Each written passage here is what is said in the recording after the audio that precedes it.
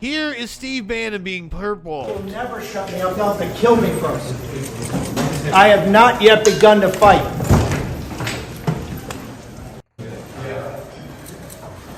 For every conservative American, this is what happens in the last days of a dying regime.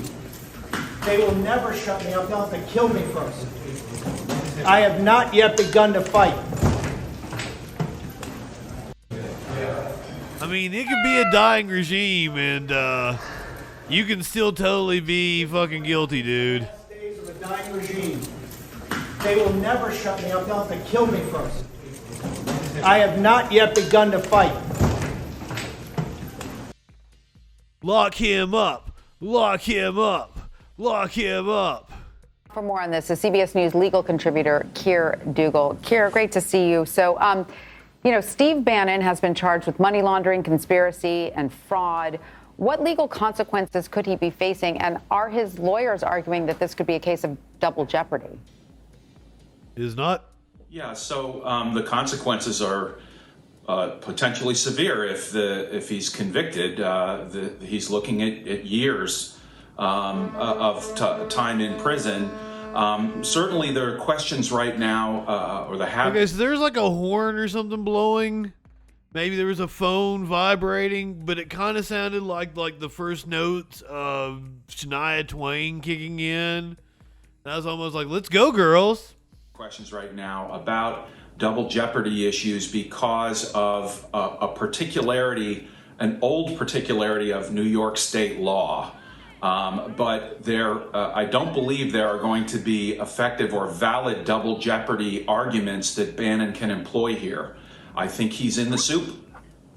He's in the soup. And what's interesting is Steve Bannon's arraignment is happening later today. What? He's in the soup. The details are in the ravioli.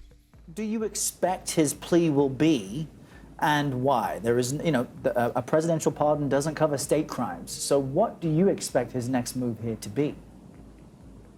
Yeah, well, he's going to plead not guilty for sure. I would be shocked if, given the statements that he made today, or made at least in the last 24 hours, disparaging the case, invoking the witch hunt mantra, I would be shocked if he did anything other than what most defendants do, which is to plead not guilty.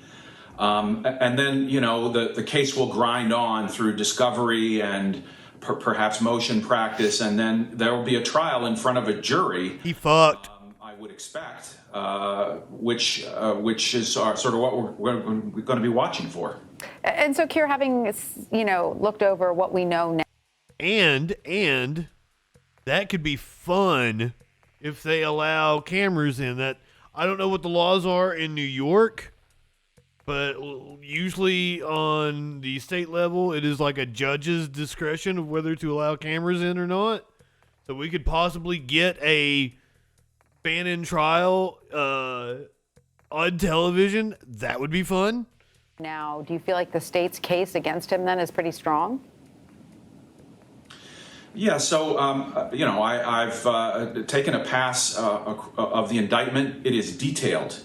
One of the things that I think they facilitate by charging both money laundering the way they do and the scheme to defraud the way they do is they're able to tell a relatively complete story and give the public at this stage a good picture of the evidence with detailed text messages, laying out the scheme, laying out the dates, who did what when.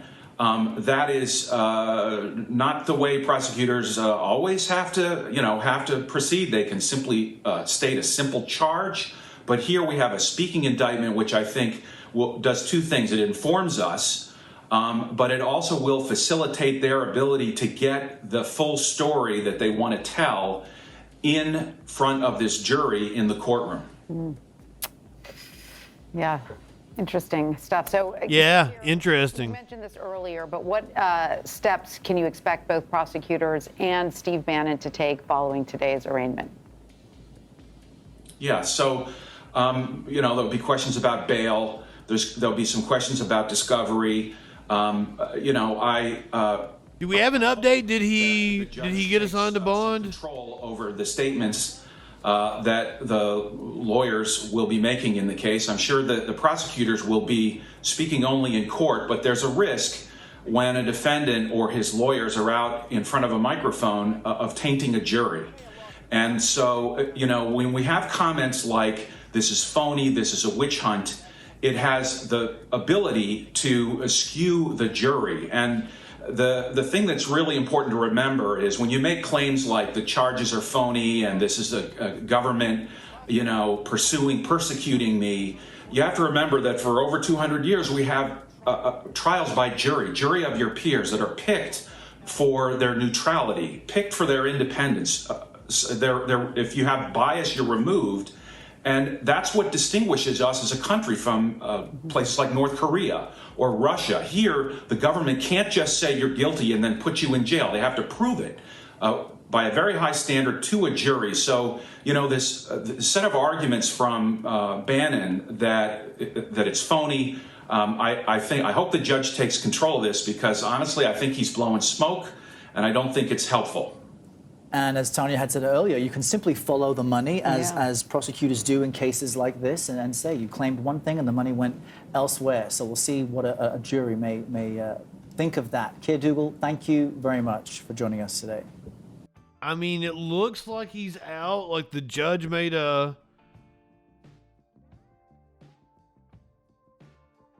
he ordered Bannon to surrender his passports. Prosecutors argued that he has the means and the disposition to flee, citing his recent unrelated contempt of Congress conviction for defying a subpoena related to the January 6th attack on the Capitol. The judge also warned Bannon that if he is willfully absent during court proceedings, they could move forward without him.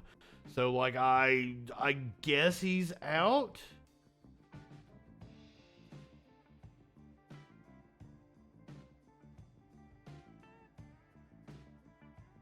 It doesn't say what kind of a bond was issued. The way the judge admonished him, it does seem like he is out. However, he was not there for his podcast earlier today. He had a guest host, Peter Navarro. Let's see what Peter Navarro had to say about Bannon. And this happened to me the other day that I had the tweet. And then it wasn't there.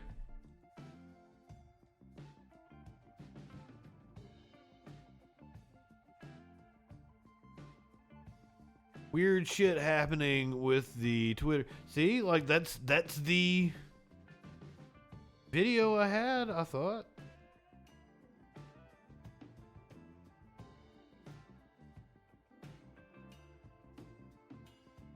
All right, well, you get Dr. Peter Navarro. In a blue stronghold using lawfare to try to silence the man, Stephen K. Bannon, who has, through the force of his intellect,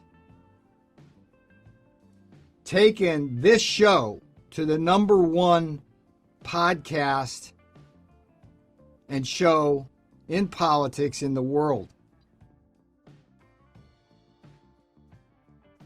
Is that true? I mean, it's possible it's true.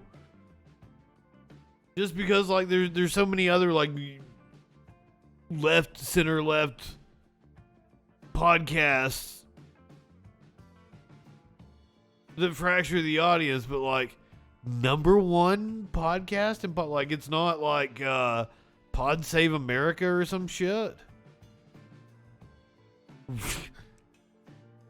Steve Bannon's Pandemic War Room and show in politics in the world. And the Democrats fear him, and rightly so. In a blue stronghold. So the Democrats fear Steve Bannon.